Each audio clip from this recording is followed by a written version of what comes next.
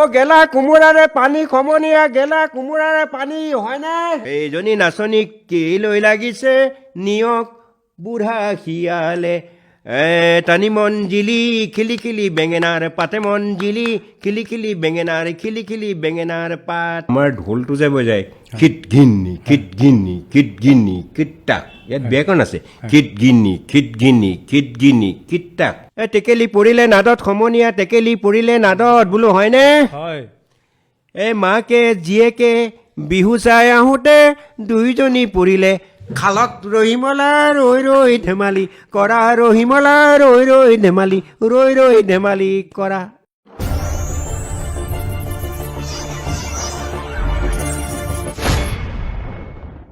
নমস্কাৰ অসমীয়া নৱবৰ্ষ তথা ৰঙালী বিহুৰ শুভেচ্ছা জনাই আৰম্ভ কৰিছোঁ অনুষ্ঠান কথা বতৰা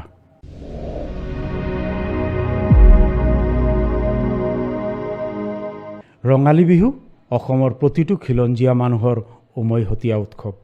প্ৰতিটো ৰীতি নীতি পৰম্পৰাৰ মাজতে পৰিস্ফুট হয় অসমীয়াৰ নিজস্ব আৰু নিভাঁজ ঐতিহ্যৰ ধাৰা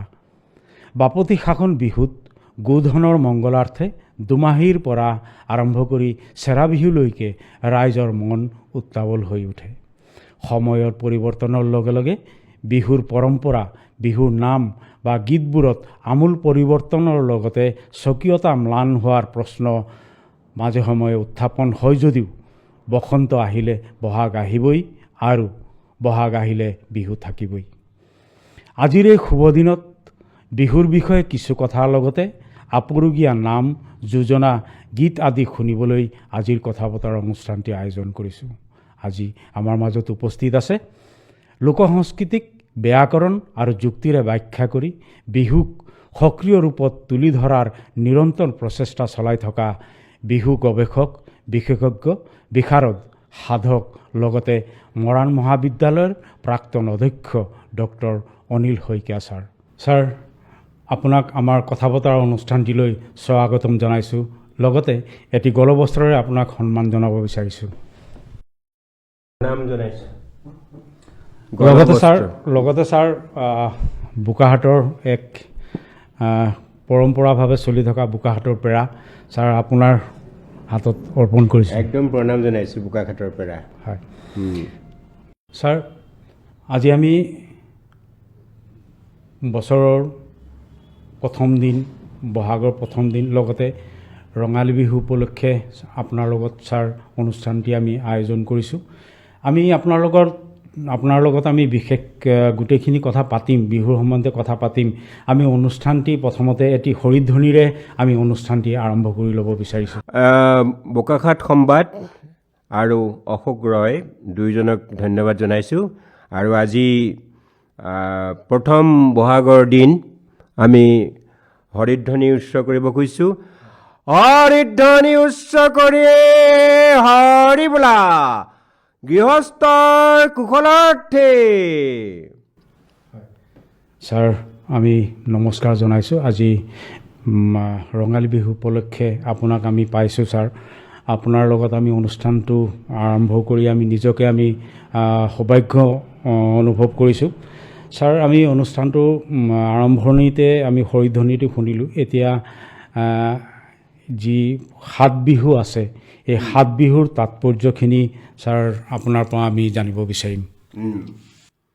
হৰিধ্বনি উচ্চ কৰাৰ লগতে গৃহস্থক কেইটামান আশীৰ্বাদ সূচক কথা কোৱা হয় বোলে পুখুৰীত মাছ হৈছে গোহালিত গৰু হৈছে খুটিত ম'হ হৈছে পুৱে যিয়ে ধনে ধানে নদন বদন হ'ব লাগে গৃহস্থৰ কুশলৰ অৰ্থে আপুনি সাত বিহুৰ কথা কৈছে হয় ছাৰ এই সাতদিন বিহুৰ কথাটো প্ৰথম হলিৰাম ঢেকিয়াল ফুকনে আসাম বুৰঞ্জী কিতাপত 1829 চনত কৈছিলে চ'ত মাহৰ সংক্ৰান্তিৰ পৰা মুঠতে 7 দিন বিহু পাতে যে 7 বিহু বুলি কয় পাছত ৰজনীকান্ত বৰদলৈৰ উপন্যাসত ৰঙালী উপন্যাসতো 7 বিহুৰ কথা আছে কিন্তু সেই 7 বিহুৰ যি নামকৰণ তাৰ প্ৰথম দিনাখন গৰু বিহু দ্বিতীয় দিনাখন মানুহ বিহু তৃতীয় দিনাখনৰ পৰা খেলি মেলি লাগি গ'ল তৃতীয় দিনৰ কোনোবাই কৈছে গোঁসাই বিহু কিন্তু এই গোঁসাই বিহু শব্দটো 1954 চনত প্ৰফুল্ল দত্ত গোস্বামী কিতাপত পোৱা যায় 1954 চনত মহেশ্বৰ নেওগৰ কিতাপতো পোৱা যায়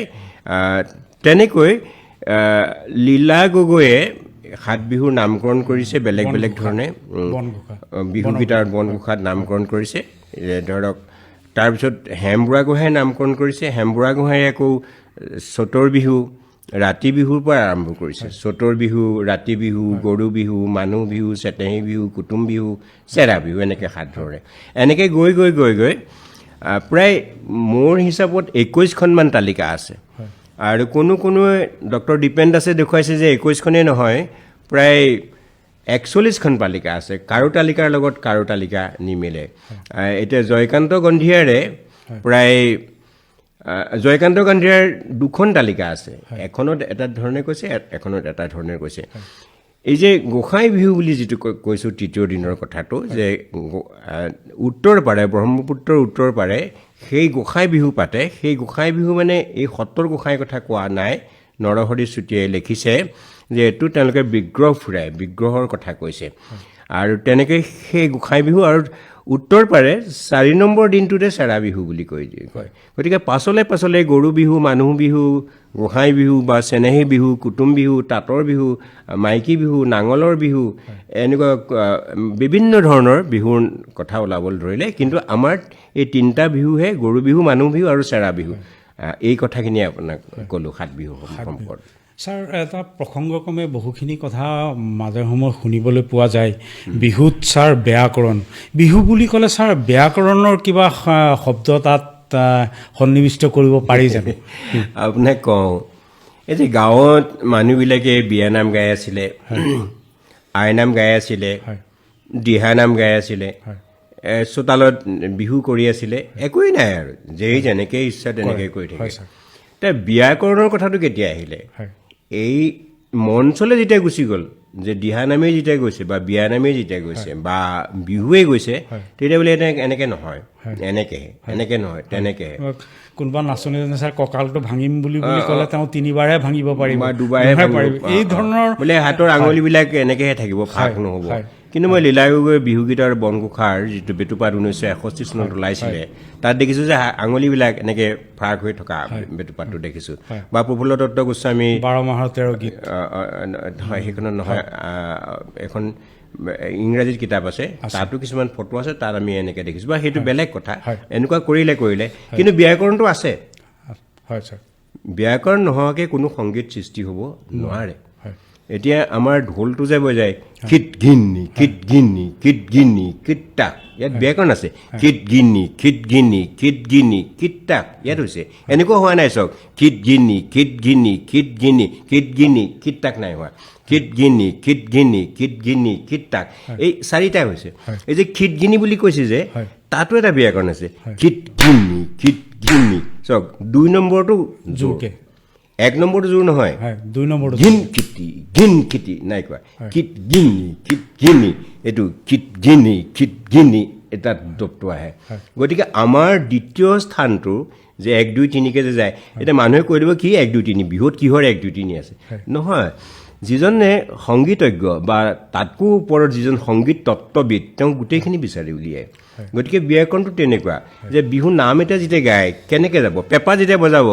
গগনা যেতিয়া বজাব টেন তেওঁ এনেকৈহে বজাইছে কিয়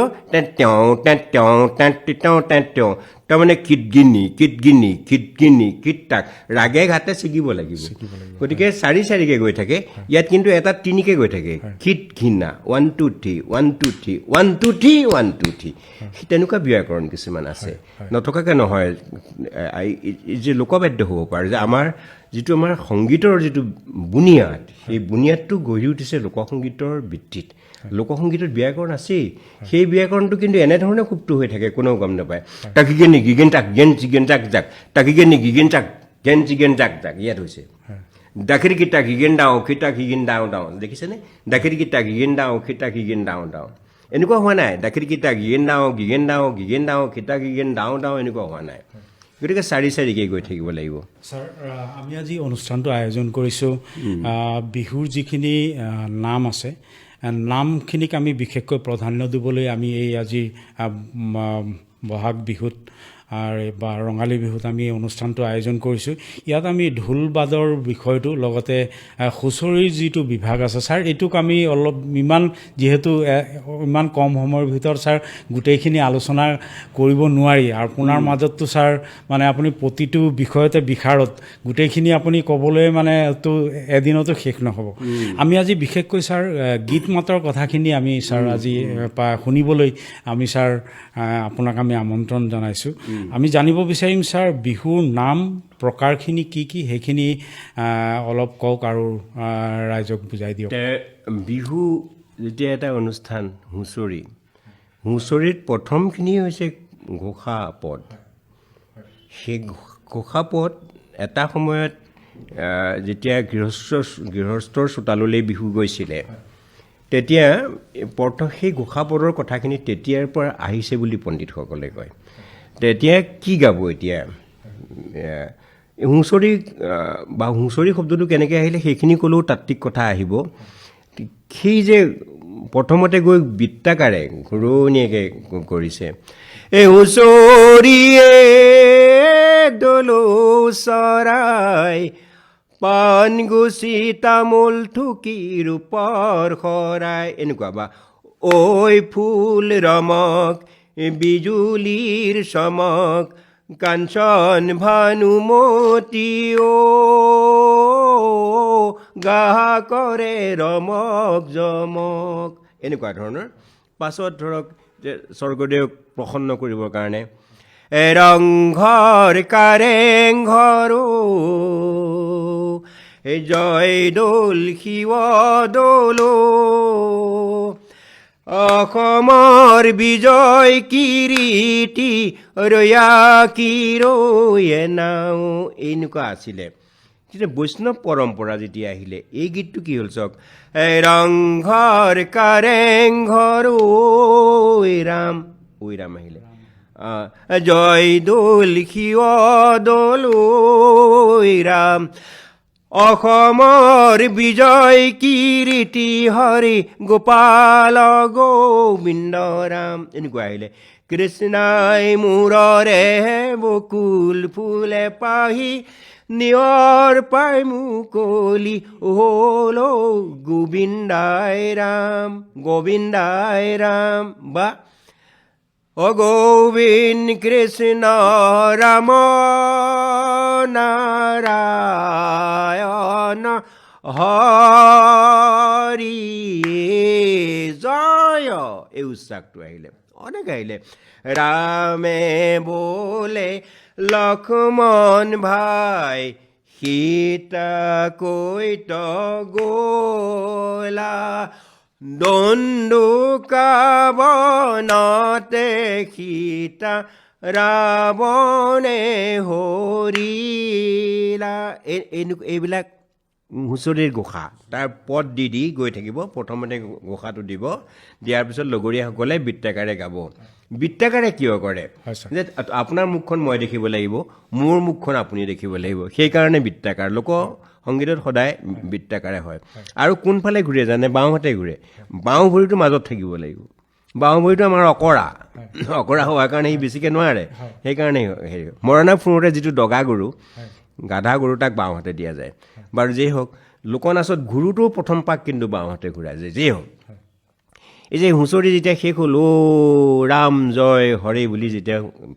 খৰকৈ গাবগৈ, খৰকৈ গোৱাৰ পিছত শেষ হোৱাৰ পিছতে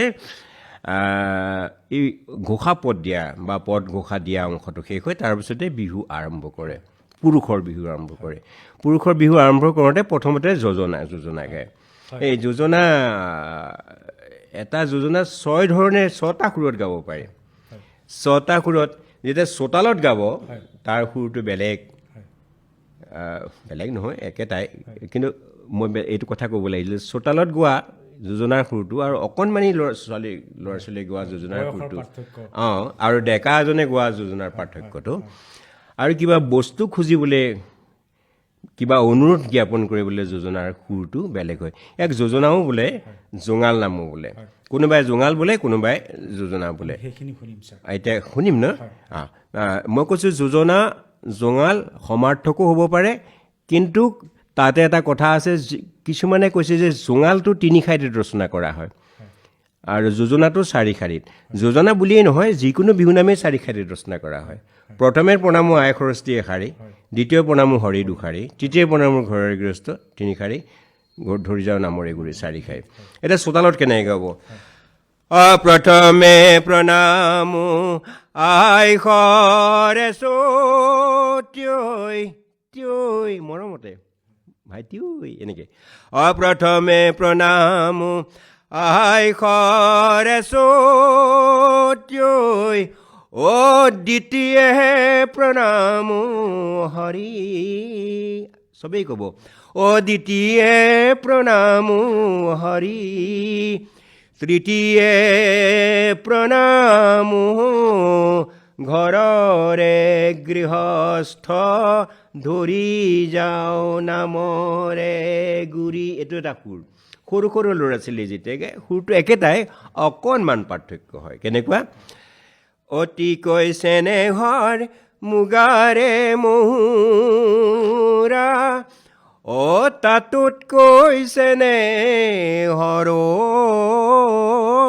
মাকো তাক দিন তাক দে তাতোতকৈ চেনেহৰ বহাগৰ বিহুত নাপাতি কেনেকৈ থাকো ডেকাজনে যেতিয়া গাব কেনেকৈ গাব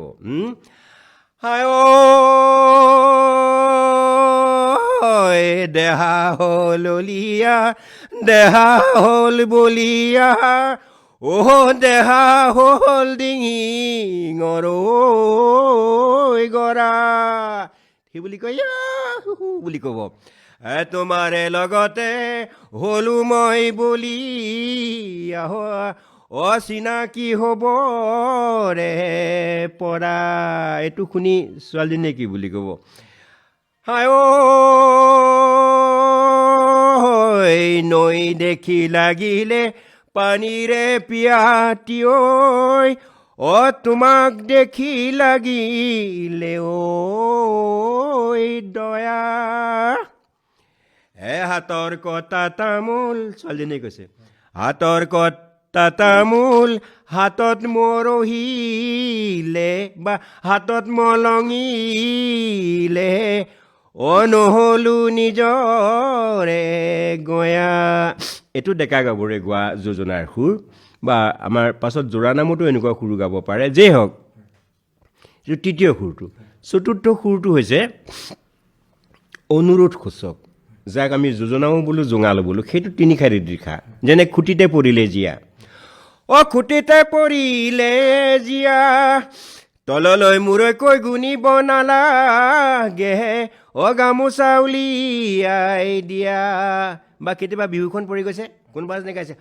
এতিয়া কেনেকুৱা পালা এই বুলি কৈছে ঢোল গালে নাচিলা পেঁপা বালে নাচিলা ঘৰলৈ পাহৰি গ'লা কেতিয়াবা কৈছে নাহৰ পাতে খিলি থিয় লগৰ সমনীয়াই গগনা আনিছে উলিয়াই নবজাই কিয় এইটো চতুৰ্থ সুৰটো পঞ্চম সুৰটো অলপমান অৰ্বাচীন এনেকুৱা ধৰণৰ ধৰক ওজাই চালো মই ভটিয়াই চালো মই তোমাৰ মান শুৱনি নাই এনেকুৱা সুৰ এটাও আমি গোৱা শুনিছোঁ গ্ৰামোফোন ৰেকৰ্ডত শুনিছোঁ আৰু একেবাৰে শেষৰ যিটো মই 6 নম্বৰ সুৰৰ কথা কৈছোঁ সেইটো মই অকণমান গাই শুনাইছোঁ এইটো আজিকালি গায় কমলা কুঁৱৰীৰ সুৰত গায় ক'ত গায় সেই যোজনাটো এই হুঁচৰি দল ওলাবৰ সময়ত মঞ্চৰ আগফালে গায় সুৰটো এনেকুৱা বিহুতি নামেৰে 3টি আখৰে কোনে লিখি গ'লে শিলত এনেকুৱা সুৰত গায় এইখিনি যোজনাৰ সুৰ এই যে সুৰ সলনি হৈছে কেইবাটাও সুৰত গাইছে মই এই প্ৰসংগত এটা কথা কওঁ এটা সময়ত যেতিয়া চোতালত হুঁচৰি গাইছিলে তে একেটা বিহু নামকে যেতিয়া বেলেগ বেলেগ ডেকা ল'ৰাই বেলেগ সুৰত গায়গে ধৰক এটা বিহু নাম গাই আছে তোমালৈ চাওঁতে জপনা দেওঁতে গাইছে এনেকৈ গাই আছিলে আগতে আজি কোনোবা এজন ডেকা ল'ৰাই গালেগে হেই হেই তোমালৈ চাওঁতে হেই হেই জপনা দেওঁতে এই যে বেলেগ সুৰটো ধৰিলে তেতিয়া বয়সস্থজনে কৈছে কি তই বেলেগ সুৰ ধৰিলিও তাৰমানে প্ৰশংসা কৰিলে সেই প্ৰশংসা কৰাৰ কাৰণে আজি আমাৰ বিহু গীতৰ বা বিহু নামৰ ইমানবোৰ আমি সুৰ পালোঁ একেটা বিহু নামকে আমি 40-50টা সুৰত গাওঁ না শ্ৰেণী বিভাজনটো কথাটোলৈ মই আহিমহে এতিয়া যে এই প্ৰথম হুঁচৰিৰ কথা ক'লোঁ এই যে বিহু গাবলৈ আৰম্ভ কৰিলে তেতিয়া প্ৰথম জাত নাম গাব হুঁচৰি কিন্তু প্ৰকৃতিমূলক বিহু নাম গায় জাত নাম গাব ঠেলা নাম গাব মন কৰিছেনে ফকৰা যোজনা দিব নেজ লগা বিহু নাম গাব কাহিনীমূলক বিহু গাব জোৰা নামটো হুঁচৰিত নেগায় জোৰা নামটো মুকলি বিহুত গায় এতিয়া জাত নামটো কি ধৰক এতিয়া মই অকণমান আগতে কৈছিলোঁ 4 শাৰীত বিহু নাম এটা ৰচনা হয় প্ৰথম দুশাৰীৰ প্ৰকৃতিৰ উপমা বা সমসাময়িক কালৰ ঘটনা বা এটা ৰূপক হ'ব পাৰে দ্বিতীয় দুশাৰীত থাকে প্ৰেম মিলন বিৰহৰ কথা সেই প্ৰেম মিলন বিৰহৰ থকা কথাবিলাকো হুঁচৰিত বৰকৈ নাগায় তে জাত নাম হ'বলৈ হ'লে মই বিহু নাম 4 শাৰীত বুলি ক'লোঁ জাত নাম কিন্তু সেই নিয়মটো ভাঙি পেলায় জাত নাম এটা শব্দটো হ'ব পাৰে দুটা শব্দটো হ'ব পাৰে দুশাৰীটো হ'ব পাৰে 4 শাৰীটো হ'ব পাৰে 8 শাৰীটো হ'ব পাৰে ধৰক এটা শব্দৰ জাত নাম ৰে কি ৰে শব্দ এটা সেইটোকে খালি ৰিপিট কৰা যায় কেনেকৈ ৰে কি ৰে ৰে ৰে কি ৰে ৰে ৰে কি ৰে ৰে ৰে ৰে ৰে ৰে ৰে এইটো জাত নাম এতিয়া এইষাৰে গাই ইয়াতে যদি শেষ কৰি দিলে নহ'ব তেতিয়া ইয়াক আন এটা বিহু নামৰ লগত এই যে মই 4 শাৰীয়া বিহু নাম বুলি কৈছিলোঁ 4 শাৰীয়া বিহু নামৰ লগত যেতিয়া বিহু নাম খণ্ড ছিঙি গাব তেতিয়া তোমালৈ চাওঁতে এটা খণ্ড জপনা দেওঁতে এটা খণ্ড ফুটিলে হুলে এটা খণ্ড এই 3টা খণ্ড এতিয়া গাব কেনেকৈ তোমালৈ চাওঁতে ৰে কি ৰে ৰে জপনা দেওঁতে ৰে কি ৰে ৰে তেতিয়া চবকে গাবলৈ ক'ব তোমালৈ চাওঁতে ৰে কি ৰে ৰে জপনা দেওঁতে ৰে কি ৰে ৰে ফুটিলে ভৈয়া ৰে কি ৰে ৰে হুলে চবেই গাব ৰে কি ৰে ৰে ৰে কি ৰে ৰে ৰে কি ৰে ৰে ৰে ৰে ৰে ৰে ৰে এনেকৈ গাব এইটো বিভিন্ন নাম বঢ়াই আধা ঘণ্টা 1 ঘণ্টা গাব পাৰে 2টা শব্দৰ জাত নাম চাওঁ ঘুনুচা ওলাইছা ঘুনুচা ওলাইছা এনেকৈ কৈছে তাৰ 3টা শব্দ কৰিবলৈ হ'লে ঘুনুচা ওলাই দেখা দে ওলাইছা মানে বিহুলৈ ওলাইছা আপুনি যেনেকৈ অৰ্থতে কৰক যদি ওলাইছা বিহুলৈ ওলাইছা হ'লে 2টা শব্দ হ'ব ওলাইছা তাৰমানে ওলাই দেখা দে 3টা শব্দ হ'ব এই 2টা শব্দৰ জাত নামটো কেনেকৈ হ'ব চাব ঘুনুচা ওলাইছা ঘুনুচা ওলাইছা মন কৰিছেনে সুৰটো বেলেগ হৈ গ'ল এতিয়া আমি জাত দি গাম মানে এই নামটো আন এটা বিহু নামৰ লগত উৰাই ঘূৰাই গাব লাগিব পুনৰাবৃত্তি কৰিব লাগিব তেতিয়া জাত নাম হ'ব তোমালোকৰ ঘৰলৈ ঘুনুচা ওলাইছা চবেই গাব তোমালোকৰ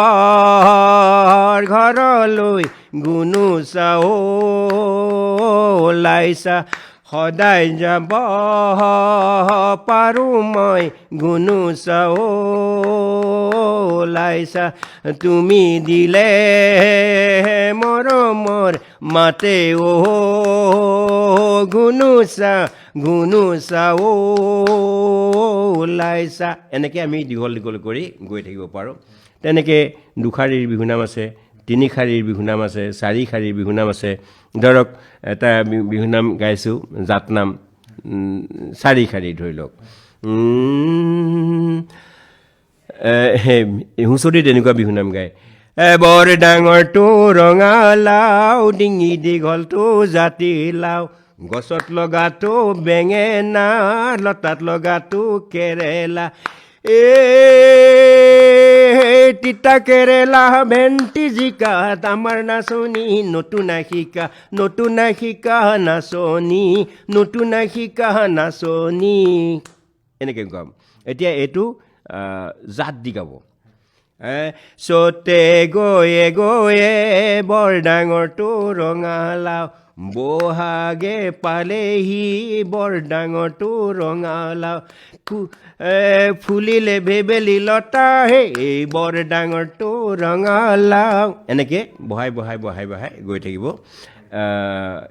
আৰু অজস্ৰ জাতনাম আমি গাব পাৰোঁ দীঘল জাতনাম গাব পাৰোঁ এতিয়া জাতনামৰ কথাটো হ'ল যে আন এটা নামৰ লগত ঘূৰাই ঘূৰাই গাই থকাটো তাৰপিছত মই কৈছোঁ যে ধৰি লওক ঠেলা নামটো ইজনে সিজনলৈ ঠেলে সিজনে সিজনলৈ ঠেলে সেইটো পুৰুষৰ মাজত হয় ইয়াৰ 3টা প্ৰকাৰ আছে ঠেলা নামৰ বেলেগ বেলেগ মানুহে বেলেগ বেলেগ সংজ্ঞা দিব পাৰে দেই মই বিভিন্নজনৰ সংজ্ঞা আনি কৈছোঁ যে আপুনি এষাৰি গাই দিলে বিহুনাম এটা এষাৰি গাই দিলে ধৰি লওক চাগে চেলাবৰে ডবোৱা চাগে চেলাবৰে ডবোৱা কটাৰী পহুনো চেলাবৰে মিট তেনেকৈ দি দিয়াৰ লগে লগে বা আপুনি ইটোৰ গালে কৈনো কৈ থাকিলে ওৰকে নপৰে এনেকুৱা কথাটো গাঁৱৰ বুঢ়া মেথা দাই নধৰিবা গাই যাওঁ বতৰৰ গীত পাছৰটো হ'ব লাগে বা চতে গৈয়ে গৈয়ে বহাগে পালেহি ফুলিলে বেবেলি লতা কৈনো কৈ থাকিলে ওৰকে নপৰে বহাগৰ বিহুৰে কথা আপুনি গালে ইজনে গালে চাগে চেলাবৰ ডবোৱা কটাৰী পহু চেলাবৰ মিট গাঁৱৰ বুঢ়া মেথাই দাই নধৰিবা গাই যাওঁ বতৰৰ গীত এনেকৈ গাই দিলে সেইটো ঠেলা নামৰ এটা সংজ্ঞা ইটো সংজ্ঞাটো হৈছে যে প্ৰথম চোৱা এজনে লগাই দিয়ে দ্বিতীয় চোৱা গোটেইখিনিয়ে ঠেলে কেনেকুৱা ধৰণৰ এদেহি স্বৰ্গ দেওলালে চবেই ঠেলিব এতিয়া আই ঐ হালি জালি কিছুমানে হালি জাপি বুলি কয় কিন্তু স্বৰ্গদেউ ওলাইছে হালি জালি ওলাইছে এদেহি বাটচৌৰাৰ মুখলৈ হাই ঐ হালি জালি এদেহি দুলিয়াইনো পাতিলে দোলানো হালি জাপি ঐ নাচোনো হালি জালি ঐ ভাঙোনো হালি কাঠি ঐ ইত্যাদি নিয়ৰতে নিতিয়াওঁ বা নিয়ৰতে তিয়াই যাওঁ বৰি এনেকুৱা ধৰণৰ পাছৰ চোৱা গোটেইখিনিয়ে ঠেলে এইটো ঠেলা নাম বুলি কৈছে তাৰপিছতে আহিলে ফকৰা যোজনাটো এনেকুৱা যে কথা কোৱাৰ নিচিনা বস্তুটো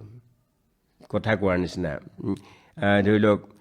এই এনেকৈ কৈছে গেলা কোমোৰাৰে পানী সমনীয়া গেলা কোমোৰাৰে পানী হয়নে সোধে গেলা কোমোৰাৰে পানী সমনীয়া গেলা কোমোৰাৰে পানী মাতটো ইয়াতকৈ ওপৰলৈও যাব পাৰে গেলা কোমোৰাৰে পানী সমনীয়া গেলা কোমোৰাৰে পানী হয়নে এনেকৈ সোধে এইজনী নাচনীক কি লৈ লাগিছে নিয়ক বুঢ়া শিয়ালে টানি মন জিলি খিলি খিলি বেঙেনাৰ পাতে মন জিলি খিলি খিলি বেঙেনাৰ পাত এনেকুৱা ধৰণে ফকৰা যোজনাবোৰ দিয়া হয় যিকোনো গাব পাৰে ধৰি লওক মই অকণমান আগতে যে এটা যোজনা গাইছিলোঁ দেহা হ'ল অলিয়া দেহা হ'ল বলিয়া দেহা হ'ল দিহিঙৰ গৰা হয়নে এনেকৈ ক'ব তাৰপিছতে তোমাৰে লগতে হ'লো মই বলিয়া চিনাকিনো হ'বৰে পৰা ৰহিমলা ৰৈ ৰৈ ধেমালি কৰা ৰহিমলা ৰৈ ৰৈ ধেমালি কৰা এনেকুৱা ধৰণৰ এইটো ফকৰা যোজনা তাৰপিছতে নেজ লগা বিহুনামটো কি হ'ব যে বিহুনাম তাত লগাই গৈ থাকে এইটো তাতকৈ মই নেজ লগাটো বিহুনামটো ক'ম তাৰ আগতে এটা কওঁ এতিয়াৰ দিনত কোনো বিশেষজ্ঞই কৈছে যে এটা আমাৰ বিহুনাম আছে স্বতন্ত্ৰ বিহুনাম বা খণ্ডচিগা বিহুনাম এইবিলাক শব্দ আগতে কোনেও উলিওৱা নাছিলে মই দেখিছোঁ সমৰেন্দ্ৰ গগৈ ব্যাখ্যা কৰিছে নৰহৰি চুতীয়াই ব্যাখ্যা কৰিছে আমাৰ বিহুনামত 6টা খণ্ড থাকে চতে গৈয়ে গৈ বহাগে পালেহি ফুলিলে বেভেলি লতা কৈনে কৈ থাকিলে ওৰকে নপৰে বহাগৰ বিহুৰে কথা এই 6টা খণ্ডক ভাগ কৰি পেলোৱা হ'ল 6টা খণ্ডত আৰু সেই 6টা খণ্ড ভাগ কৰিবৰ কাৰণে মাজত কিছুমান শব্দ লগাই দিয়া হ'ল সেইটো সাধাৰণতে জেং বিহুত বা গাভৰু বিহুত বা টকা বিহুত বেছিকৈ গায় জান ঐ চতে জান ঐ মৰম জান দেহি ঐ এনেকুৱা শব্দবিলাকে খণ্ড ছিঙে জান ঐ চতে গৈয়ে গৈয়ে জান ঐ বহাগে পালেহি জান ঐ ফুলিলে ভেবেলি লতা জান ঐ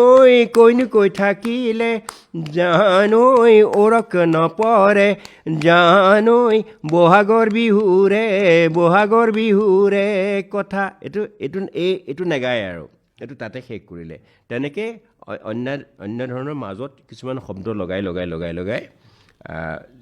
জেং বিহুত গায় কিন্তু পুৰুষৰ কিছুমান ধ্বনি আছে হে আছে থৈলাঙনি মৈলাং আছে এনেকুৱা শব্দ লগাই পুৰুষেও এনেধৰণে গোৱা দেখা যায় বাৰু সেইটো ক'লোঁ মই খণ্ড ছিগা বিহুনাম এতিয়া মই নেজ লগা বিহুনামটো কৈছোঁ তে তাৰ নেগুৰ লগাই গৈ থাকিব এ ভণ্টি কাহি ঘূৰণীয়া ঘূৰে ভণ্টি মনোৰণীয়া ওৰে ভণ্টি তোমাৰ বয়স হ'লে চাই এইটো আছিলে জাতটো এতিয়া ইয়াক জাত নকৰি ইয়াক নেজ লগা কৰিম তোমাৰ বয়স হ'লে চায়ে ভণ্টি নেগুৰ লগাম পৰ্বতে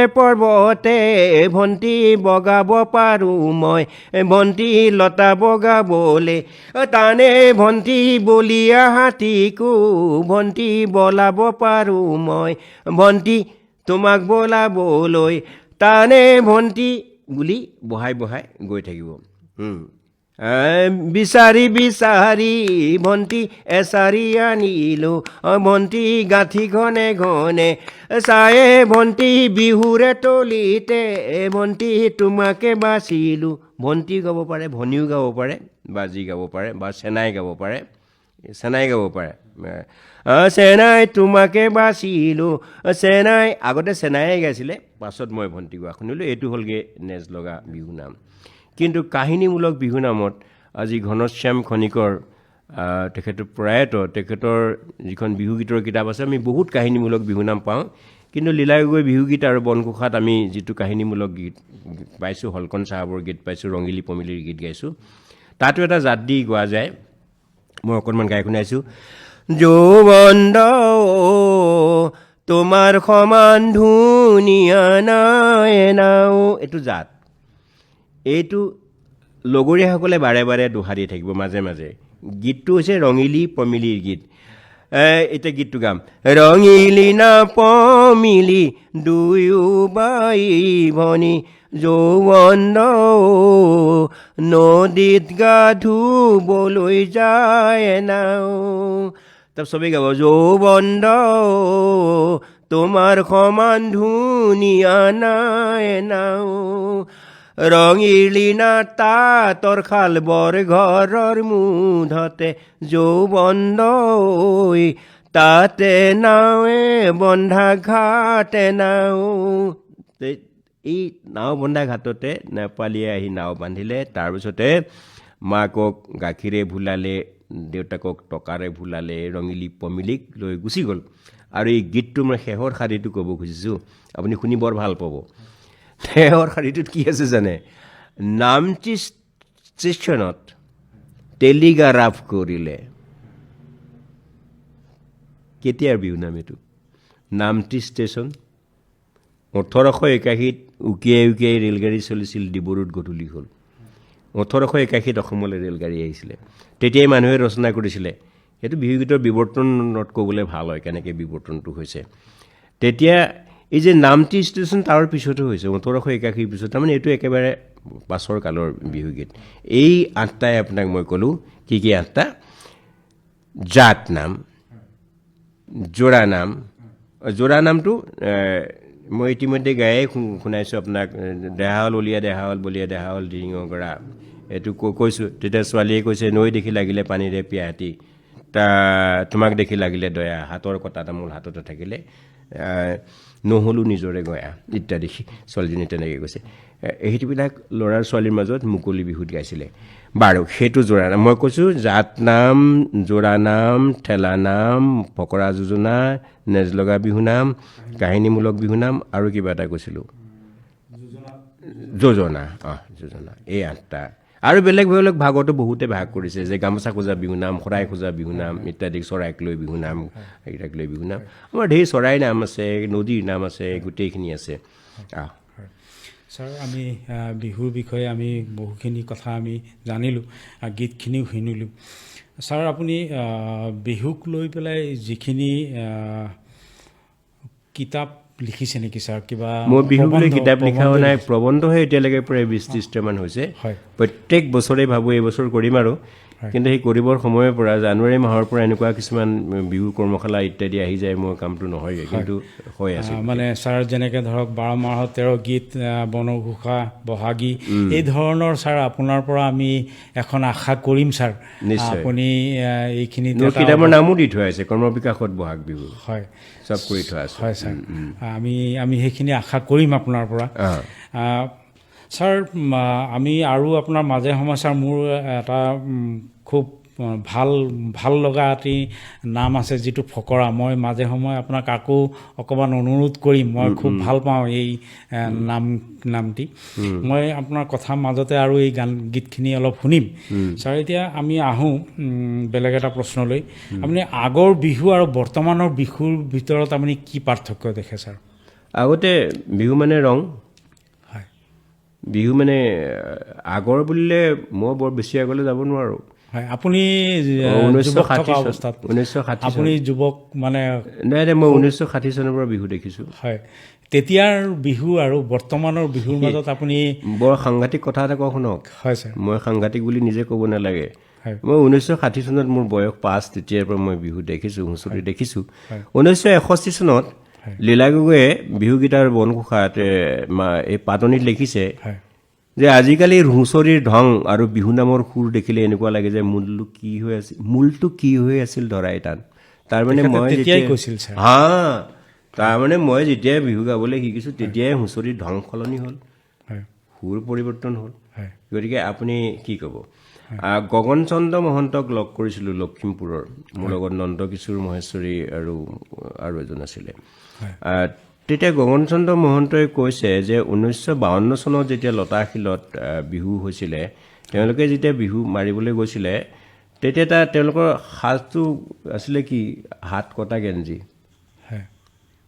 হাত কটা গেঞ্জি দেখিয়ে চাগে 1952 চনত লীলা গগৈয়ে কৈছিলে চাগে, হুঁচৰিৰ ঢং দেখিলে মূলটো কি আছিলে ধৰা টান হৈ যায়। লীলা গগৈ তাৰপিছত কিন্তু আৰু এটা কথা কৈছে, সংস্কৃতি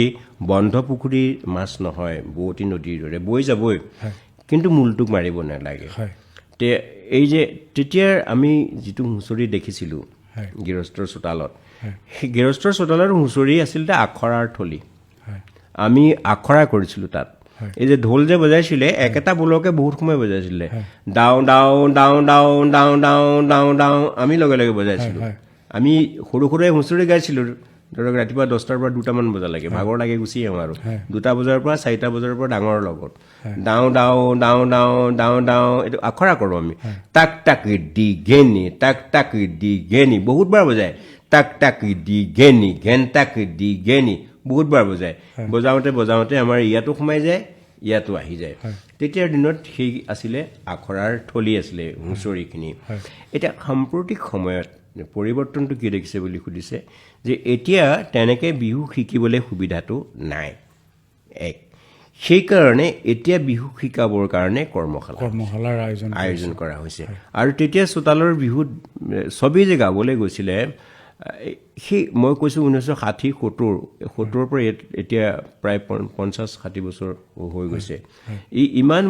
বছৰত কি হৈছে, আমাৰ সমাজখন পৰিৱৰ্তন হৈছে। আগতে আমাৰ সমাজখন এখন আছিলে মাত্ৰ, এখন মানে অকল কৃষিজীৱী আছিলে, 2-এজন সাউদ আছিলে, ব্যৱসায়ী আছিলে,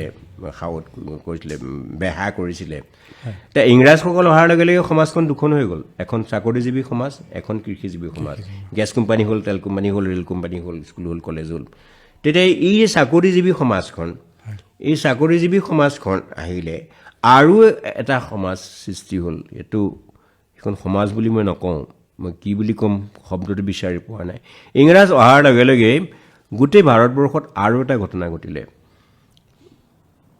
এই ইংৰাজসকলক খেদাবৰ কাৰণে স্বাধীনতা আন্দোলন হ'ল।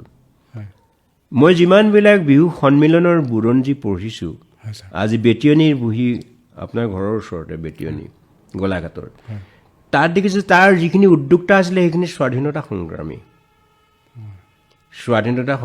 যি দেশক ভাল পায় জাতিক ভাল পায় নিজৰ সংস্কৃতিক ভাল পায় তেনেকুৱা কিছুমান ডেকা ল'ৰা আহি এই বিহু সন্মিলন আৰম্ভ কৰিছিলে এতিয়া আপুনি পৰিৱৰ্তনটো কি সুধিছেতো এই যে বিহু সন্মিলন আৰম্ভ কৰিছিলে ৰাজহুৱাকৈ বিহু হৈছিলে চতিয়াত নাগশংকৰ পুখুৰীৰ পাৰত গাভৰুবিলাক ওলাই আহিছিলে শিৱসাগৰত হৈছিলে 1918 চনত চতিয়াৰ নাগশংকৰত চতিয়াই 2019 চনত শতবাৰ্ষিকী পাতিছে তাৰমানে এই যে মঞ্চ আহিছে একেদিনাই অহা নাই কিন্তু 100 বছৰ হৈ গ'ল 100 বছৰ হৈ 6 বছৰ পাৰ হৈ গ'ল এই যে পৰ্যায়ক্ৰমে আহিছে এই যে মঞ্চলৈ আহিলে অহাৰ লগে লগে কি হ'ল প্ৰথমতে মঞ্চলৈ চতিয়ালৈ আহিলে তাৰপিছতে তেজপুৰত অসমীয়া ভাষা উন্নতি সাধনী সভা পাতিলে 1933 চনৰ পৰা চতিয়াত হ'ল 1934 পৰা 34ৰ পৰা বেটিয়নিত হ'ল 35ত দেৰগাঁৱত হ'ল 41ত শিৱসাগৰত হ'ল পৰাগ চলিহা আৰু ৰঘুনাথ চৌধুৰী ইত্যাদি ব্যক্তিসকল আছিলে 1948 চনত ইয়াত ডিব্ৰুগড়ত জ্যোতি ৰচনাৱলীত সেই চিঠিখন আছে 1952ত যেতিয়া ৰাধা গোবিন্দ বৰুৱাই উপসভাপতিত্বত ইয়াত কৰিলে গুৱাহাটীত কৰিলে বিস্তাৰিত হ'ল আপুনি কৈছে আগৰ আৰু বৰ্তমানৰ পাৰ্থক্যটো কি দেখিছে তে এই যে আজি 100 বছৰে এটা পৰম্পৰা বুলি কওঁ নকওঁ নাজানো পৰম্পৰাৰ আমাৰ কোনো স্থায়ী পৰম্পৰা নাই আপোনাৰ লগত অথনি কথা বাৰ্তা কৈছে আপুনি ঢেৰ থিয়ৰী ক'লে এই থিয়ৰীটো কিন্তু মই কমেই আমাৰ কোনো স্থায়ী পৰম্পৰা নাই আৰু পৰম্পৰা কাক বোলে যেতিয়া কোনো এটা সংস্কৃতিয়ে বা কোনো এটা বিষয়ে এটা নান্দনিক ৰূপ পৰিগ্ৰহ কৰে ধুনীয়া ৰূপ পৰিগ্ৰহ কৰে তাৰ ৰূপৰ চিকমিকনি তাৰ বিস্তাৰিত ৰূপ যেতিয়া দেখা যায় তেতিয়া তাক ভাবিলে তাৰ অসীমতা বিশালতা দেখা যায় তেতিয়া আমাৰ কল্পনাবৃত্তৰ পৰিধিটিতে যেতিয়া চেৰাই যায় তেতিয়াই আমি কওঁ যে এয়া আমাৰ পৰম্পৰা সেই পৰম্পৰা এটা মাজত ধৰি গঢ়ি উঠে আৰু সেই পৰম্পৰাৰ যেতিয়া কল্পনাবৃত্তৰ পৰিধি চেৰাই যায় তেতিয়া কোনো ক্ষেত্ৰত সি দেৱত্ব গুণ আৰোপ কৰে আপুনি থিয়ৰী নুশুনো বুলি কৈছিলে তাক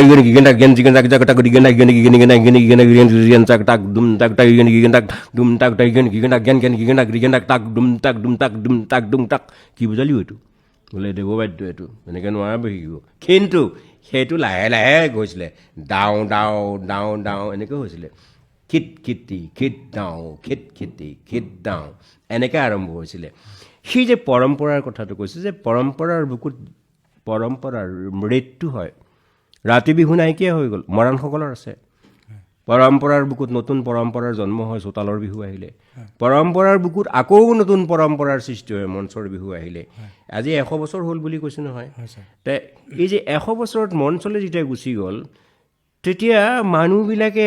আগতেতো ঠিকেই আছিলে চোতালত বিহু নাছিলে কোনেও ভুল নধৰে এই বিয়ানাম বিয়াঘৰত গাই থাকে কোনেও ভুল নধৰে যেতিয়া প্ৰতিযোগিতাত গাবলৈ গ'ল নাই এইটো নাই হোৱা তেতিয়াহে অনেক নিয়ম কথা আহি গ'ল ঢেৰ কথা আহি গ'ল বোলে এই হেৰিখনৰ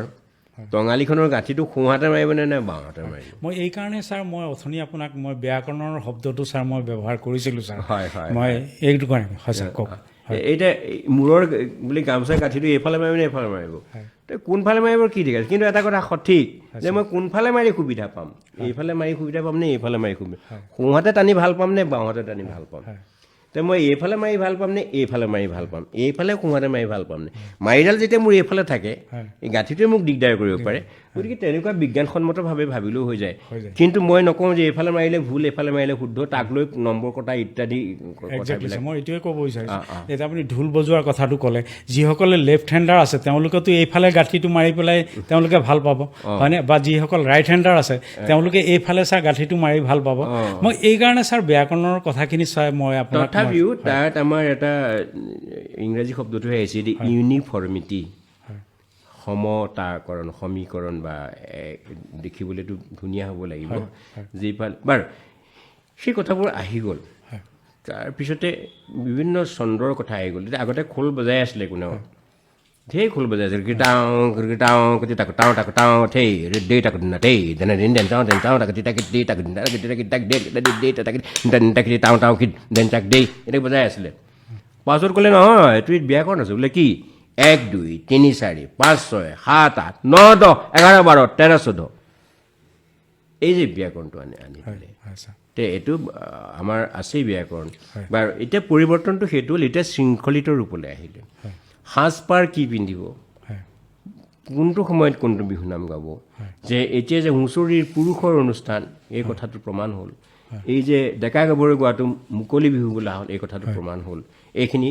মই পৰিৱৰ্তন দেখিলোঁ বাৰু ঠিক আছে ধন্যবাদ ছাৰ ছাৰ আমি বহু সময় কথাখিনি পাতিলোঁ আজি যিহেতু আমি বিহু উপলক্ষে আমি বিশেষকৈ নাম বিহুগীত বা বিহু নামৰ প্ৰাধান্য দিছোঁ ছাৰ আমি আপোনাৰ পৰা আমি অলপ জোৰানাম আপুৰুগীয়া জোৰানাম অলপ শুনিব বিচাৰিম ছাৰ জোৰানাম হয় ছাৰ জোৰানাম ডেকা আৰু গাভৰুৰে গোৱা তে গাভৰুৱে গাইছে ধৰক এইটো বেলেগ বেলেগ ধৰণে গাব পাৰে যোজনাৰ নিচিনাকৈও গাব পাৰে হয় ছাৰ কিন্তু যদি ছোৱালী নদীৰ ঘাটত আছে হয় এফালে এই মৌ চৰাই আছে হয় তেতিয়া যোজনাৰ নিচিনাই গাব হয়। যদি ইয়াত যদি মুকলি বিহুত আছে ইফালে আছে তেতিয়া নাচিব পৰাকৈ গাব এনেকুৱা ধৰণে তেওঁক ছোৱালীজনীয়ে কৈছে তাই নদীৰ পাৰত আছিলে ধৰি লওক ছোৱালী গাভৰুগৰাকীয়ে কৈছে হায় নৈ লৈ হালিলে নদালি ভলুকা ন মানে নতুন নদালি ভলুকা অ পথাৰলৈ হালিলে ঐ কাক বুকুৰে কামিহাৰ হ'ল ডালি ডালি ঐ কালৈ চিন্তা কৰি থাক এনেকৈ ধৰক ছোৱালীজনীয়ে গাইছে বা ল'ৰাটোৱে গাইছে তেতিয়া উত্তৰ দিব ল'ৰাটোৱে বা ছোৱালীজনীয়ে উত্তৰ দিব কেনেকৈ তোমাৰ ঘৰ ইপাৰে আমাৰ ঘৰ সিপাৰে মাজত বৰ টানি হাবি কালৈ চিন্তা কৰি থাক বুলিহে কৈছে খৰি শুকুৱা দি শুকালো লাহৰি তোমাক দিনে ৰাতি ভাবি লাহৰি বুলি ক'লে ল'ৰাই গোৱা বুজাব তাৰপৰা এনেকৈ কৈছে এতিয়া ডেকাই কৈছে আঠিয়া কলৰে দুডালি ঠাৰি ছাঁ পাই লগালা তাত ছাঁ ঠাইত তাত লগোৱাৰ কথা কৈছে দেই মাকুৰ গীত গীতনি গামখাৰুৰ বাজনি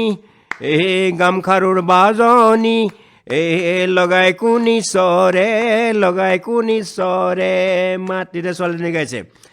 সৰু হৈ আছিলোঁ গৰু ৰাখিছিলোঁ ডাঙৰ হৈ লগালো তাত ওলোটাই উভতাই মাকো মাৰিছিলোঁ মূৰ্ধনে লগালে মাত মন কৰিছেনে ডেকাই কৈছে হাৰৈয়ে খুজিলে হাৰে কটা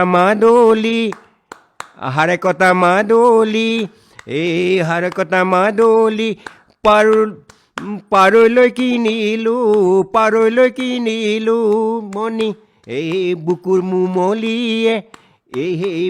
নুমলিয়ে খুজি পঠিয়ালে হাতী দাঁতৰে খনি ফণি এখন খুজিছে কৈছে ছোৱালীজনীয়ে কি কৈছে শুনক ছোৱালীজনীয়ে সাংঘাতিক কথা এটা কৈছে তেতিয়া কি কৈছে চাব হাৰলৈ কিনিলো ছোৱালীজনীয়ে কৈছে হাৰে কটা মাদলি পাৰলৈ কিনিলো মণি তাৰপিছত কৈছে বুকুৰে নুমলিক খুজি পঠিয়ালো হাতী দাঁতৰে খনি ফণি এই প্ৰথমতে ছোৱালীজনীটো গাব লাগিছিলে ল'ৰাটোৱে এইখিনি কথা কৈছে অঁ বছৰ বাইদেউৰ বছৰ 18 বছৰ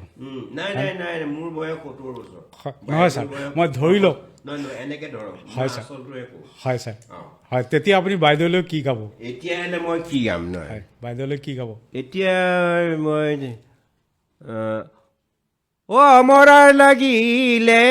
চেকা বাহিৰে দেখি মোক বুঢ়ানো বুলি বিয়ৈ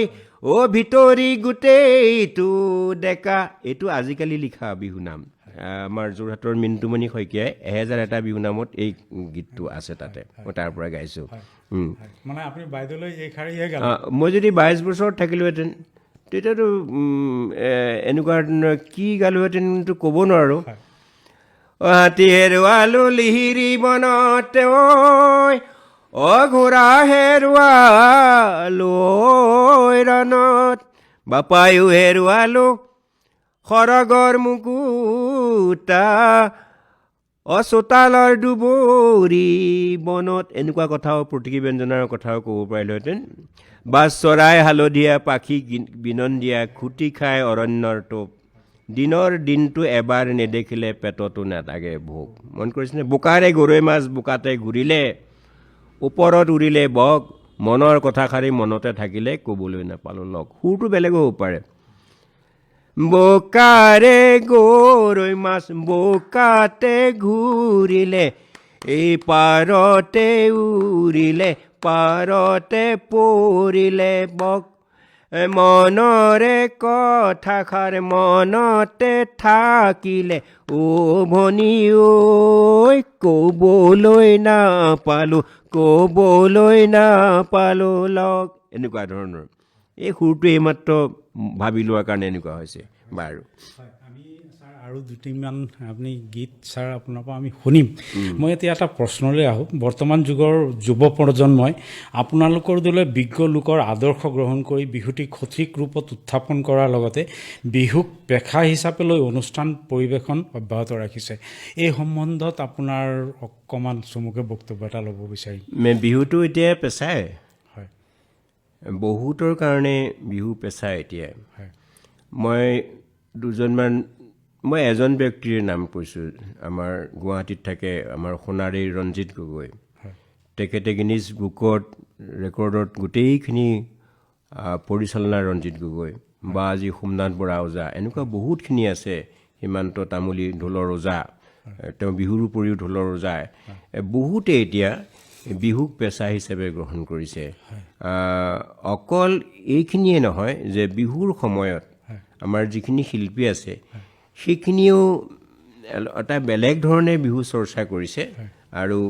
বহাগৰ বিহুততো বিহুৱে গাব লাগিব সেইটো কেনেকুৱা বিহু গাইছে মই সেই কথা নকওঁ কিন্তু বিহু চৰ্চা কৰিছে বিহুটো পেচা এইকাৰণেই হ'ব যে এতিয়া উচ্চতৰ মাধ্যমিক পৰিষদত আমাৰ বিহুটো এটা বিষয় তাত ল'ৰাই ঢোল শিকিব লাগিব ছোৱালীও ঢোল শিকিব লাগিব ছোৱালীও বজাব পাৰিব আজি ডিব্ৰুগড় বিশ্ববিদ্যালয়ত মই শুনিছোঁ যে পাৰফৰ্মিং আৰ্টত বিহু বিষয়টো আহি যাব পাৰে বা যদি এই পাৰফৰ্মিং আৰ্টত বিহু বিষয়টো চব বিশ্ববিদ্যালয়ত আহি যায় আমাৰ অসমত ব্যক্তিগত বিশ্ববিদ্যালয়লৈ 20খনমান বা তাৰ আশে পাশে বিশ্ববিদ্যালয় আছে তাৰ পৰা যিখিনি ছাত্ৰ ছাত্ৰী ওলাব 20খন বিশ্ববিদ্যালয়ত পাৰফৰ্মিং আৰ্টত বিহু থাকিলে যদি বিহুতেই কৰে তেতিয়া 4জনকেতো 4-20 80জন পেচা হ'ব পাৰে বা তেনেকৈ বিভিন্ন ঠাইত যে আজি কৰ্মশালাবিলাক কৰিছে আপুনি শুনি আচৰিত হ'ব যে একেবাৰে এটা কৰ্মশালাত খুব কমেও এজন প্ৰশিক্ষকে 50,000 পৰা 2 লাখলৈকে টকা লোৱা কথা আছে আৰু এতিয়া কি হৈছে যে বিহুত এই বহাগৰ বিহুত যিকেইটা বিহুৱা দল ওলাইছে প্ৰায় 30টামান মুকলি বিহু দল আছে 14-15টামান হুঁচৰি দল আছে আৰু বহুত থাকিব পাৰে মই তালিকাৰ পৰা কৈছোঁ তালিকাবিলাক ওলাই আছে দেই ফেচবুকত কোন কোন দল আছে এতিয়া সেইবিলাক হৈ গৈছে কোন দলে কিমান টকা লয় আমাৰ ডক্টৰ দীপেন দাসে তালিকা দি আছে সেই তালিকাবিলাকৰ পৰা কি হয় অনুমান কৰিব পাৰি যে তেওঁলোকে বছৰটোত এই বহাগৰ মাহটোত 10-15-20-30 লাখলৈকে টকা ঘটিবৰ সুবিধা থাকে যদি 10-15 লাখ ঘটিব পাৰে যদি 15জন ল'ৰা থাকে 15 লাখ ঘটিছে তেতিয়া 1 লাখকৈ পালে সেইটো এটা কথা আহি গ'ল উপৰঞ্চি টকা আৰু এটা ছাৰ পৰিৱৰ্তন দেখা গৈছে ছাৰ এইটো এটা প্ৰশংসনীয় পৰিৱৰ্তন বুলি ক'ব পাৰি মোৰ দৃষ্টিত আজিকালি বিয়া সমাৰোহবিলাকত যিবিলাক অনুষ্ঠান থাকে এইবিলাকত মিউজিক ছিষ্টেম নবজায় কেইজনমান বিহু এটা সৰুকৈ অনুষ্ঠান এটা কৰে বৰ আকৰ্ষণীয় হয় এইটো ছাৰ এটা লগতে এটা পেশাগতও তাত ভিত্তি তাত থাকে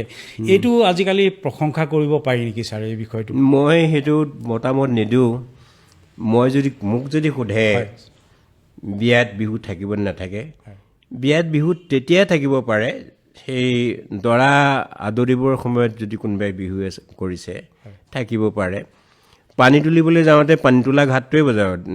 ঘেন খিত্তাকি ঘেন ডাওঁ খিত্তাকি ঘেন নেতা খিত্তি ডাওঁ ডাওঁ ডাওঁ খিত্তাকি ঘেন ডাওঁ পানী তোলা ঘাট আৰু বেলেগ বেলেগ ঘাটো থাকিব পাৰে আৰু যদি আহোঁতে বিহু অকণমান বজালে বেলেগ কথা মই কিন্তু বিয়া বুলিলে ইমান বৈচিত্ৰ আৰু বৰ্ণাঢ্য বিয়ানাম আছে গোটেই বিয়াখনত বিয়ানামবোৰ ধাৰাভাষ্য কমেণ্ট্ৰি কইনা ওলাবলৈ ক'ব নালাগে বিয়ানামেৰে ক'ব জোৰোণ আহিছে বুলি ক'ব নালাগে বিয়ানামেৰে ক'ব দৰা আহিছে বুলি বিয়ানামেৰে ক'ব দৰাৰ মাক আহক বিয়ানামেৰে ক'ব গতিকে ইমান ধুনীয়া এটা ধাৰাভাষ্য থাকোঁতে আমাৰ নাৰীৰ বুকুৰ সম্বাদ থাকোঁতে মই বিহুৰ কথাটো যদি কয় যে এটা তিনিদিনীয়াকৈ বিয়াখন পাতিছে তিনিদিনীয়া বিয়া প্ৰথম দিনাখন জোৰোণ দ্বিতীয় দিনা গাঠিয়ন তৃতীয় দিনীয়া বিয়াত তেতিয়াহ'লে এক ৰাতিপুৱা আৰু বিচিত্ৰ অনুষ্ঠান কৰক এইটো বেলেগ কথা বাকী কিন্তু বিয়ানামেৰে কৰাটোহে মোক ছাৰ আমি অনুষ্ঠানটো একেবাৰে আমি শেষলৈ আহিছোঁ ছাৰ আপোনাক এটা অন্য প্ৰশ্ন কৰোঁ আপোনাৰ সুযোগ্য সন্তান অনুৰাগ শইকীয়াদেৱ এজন সফল সংগীত পৰিচালক তেওঁ মৰাণৰ পৰা মুম্বাইৰ দৰে এখন ঠাইত নিজকে প্ৰতিষ্ঠিত কৰিবলৈ সক্ষম হৈছে পিতৃ হিচাপে আপোনাৰ অনুভৱখিনি অকণমান জানিব বিচাৰিম তেওঁতো সৰুৰ পৰা সংগীতেই কৰিছে হয় ছাৰ 3 বছৰ বয়সৰ পৰা তেওঁ কীবৰ্ড বজাইছে ঢোল বজাইছে খোল বজাইছে জ্যোতি সংগীত গাবলৈ শিকিছে আইনাম বিয়ানাম চব শিকিছে গতিকে তেওঁ এতিয়া কয় তেওঁ তেজত ভাইৰাছ মিউজিকটো তেওঁ ভাইৰাছ ভাইৰাছ আৰু তেওঁ পঢ়াটো বৰ চোকা আছিলে তেওঁ কটনত পঢ়িছিলে কটনত পঢ়িবলৈ কিমান শতাংশ নম্বৰ লাগে আপোনালোকে জানে চাগে গতিকে কটনৰ পৰা তেওঁ স্নাতক কৰি MA নকৰি তেওঁ পিয়ানোত স্বৰ্ণভূমি একাডেমি অফ মিউজিক চেন্নাইত তাৰ পৰা তেওঁ ডিপ্ল'মা কৰিলে পিয়ানোৰ কৰি তেওঁ মুম্বাইলৈ গ'ল আৰু মই ভাল লাগে ভাবি যে মই যে কেতিয়াও নাভাবিলোঁ মোৰ ল'ৰা ডক্টৰ হওক ইঞ্জিনিয়াৰ হওক প্ৰফেচাৰ হওক IAS অফিচাৰ হওক মই মনে মনে আপোনাৰ ধাৰাবাহিকতাটো হয় মোৰ দেউতাৰ দিনৰ পৰা সংগীত চৰ্চা হৈছে দেউতাৰ হাৰমনিয়ামখন মই থৈ দিছোঁ অৰ্গেনখনো আছে ইত্যাদি তেওঁ মাক দীপালী দত্ত শইকীয়াও লোকগীতৰ শিল্পী গতিকে আমাৰ ঘৰত সংগীতৰ চৰ্চা হয় আমাৰ বৰ গৌৰৱান্বিত হয় ছাৰ আমি একেবাৰে অনুষ্ঠানটোৰ শেষত আহিছোঁ ছাৰ মোৰ এটা খুব ভাল লগা নাম ফকৰা ছাৰ ফকৰা এতিয়া আপুৰুগীয়া ফকৰা ছাৰ শেষত আমি শুনিব বিচাৰিম ফকৰা যোজনা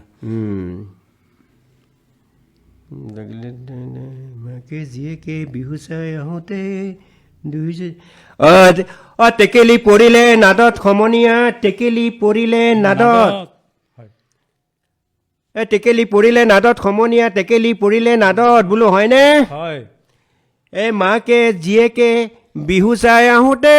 দুইজনী পৰিলে খালত ৰহিমলা ৰৈ ৰৈ ধেমালি কৰা ৰহিমলা ৰৈ ৰৈ ধেমালি ৰৈ ৰৈ ধেমালি কৰা এনেকুৱা ধৰণৰ মাক জীয়েকক লৈ কৰে ইত্যাদি অনাদি লৈ হাস্যৰসৰ সৃষ্টি কৰে ঠিক আছে ছাৰ আমি অনুষ্ঠানটো একেবাৰে সামৰিছোঁ ছাৰ আপোনাৰ আজি ৰঙালী বিহু উপলক্ষে ছাৰ আপোনাৰ সমূহ ৰাজ্যবাসীলৈ আপোনাৰ অন্তিম বক্তব্য ল'ব বিচাৰিম অন্তিম বক্তব্য এটা বিহু নামেই গাই দিছোঁ অন্তিম বক্তব্য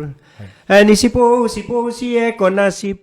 চিত কথা নকলি কপা খুটা মুকলি ঠেহ পাতি নেখালি ভাত এপোৰা সেন্দুৰে জোৰ ফটো মাৰিলি মুগাৰী হামেৰালি গাত সৰু ফুলো সৰু সৰু গছৰে পাত ডাঙৰ ফুলো ডাঙৰ ডাঙৰ গছতে পাত হা দৈ মা দৈ তৰা দৈ কেৰুমণি সলাই আহা গৈ মনামাজি গাঁৱৰে এইজনী ছোৱালী ৰিহা নাইকিয়া গাত লং লং লীলাৱতী চম চম চম্পাৱতী গুণ গুণ গুণৱতী গুণৰ লগত সেইজনা অশোক দাইতী নামাতলো মাতিবৰ মন চিপ চিপ চিপু কলি কেম্পাই বাখৰ কলি মণিৰাম দেৱানে তলপাই পিছলি ছাৰ আমি একেবাৰে অনুষ্ঠানটি সামৰিব গৈছোঁ ছাৰ আজি আপুনি এই অনুষ্ঠানটিলৈ আপোনাৰ বহুমূলীয়া সময়খিনি আমাক আপুনি দিয়াৰ বাবে আপোনাক আমি চিৰকৃতজ্ঞতা জ্ঞাপন কৰিছোঁ লগতে আপোনাৰ আমি দীৰ্ঘায়ু কামনা কৰিছোঁ আপুনি এইদৰেই আপুনি বিহু গীত গাওক বিহুৰ তাৎপৰ্যখিনি আপুনি আমাৰ অসমীয়া খিলঞ্জীয়া ৰাইজলৈ আপুনি দিয়ক লগতে তাৰ ব্যাকৰণ ভুল ত্ৰুটিখিনি আপুনি দেখুৱাই দিয়ক। এইদৰে দি আপুনি দীৰ্ঘায়ু হওক আৰু অসমলৈ আপুনি এক সুনাম কঢ়িয়াই আনক, এইখিনিকে আমি কামনা কৰি আজিৰ অনুষ্ঠানটো সামৰিছোঁ। লগতে আজিৰ অনুষ্ঠানটি আপোনালোকে কেনেকুৱা পালে নিশ্চয় কমেণ্ট কৰি জনাব। লগতে অন্য এজন অতিথি অন্য এক বিষয় লৈ পেলাই পুনৰ লগ পাম। চাই থাকিব কথা বতৰা অনুষ্ঠান। নমস্কাৰ।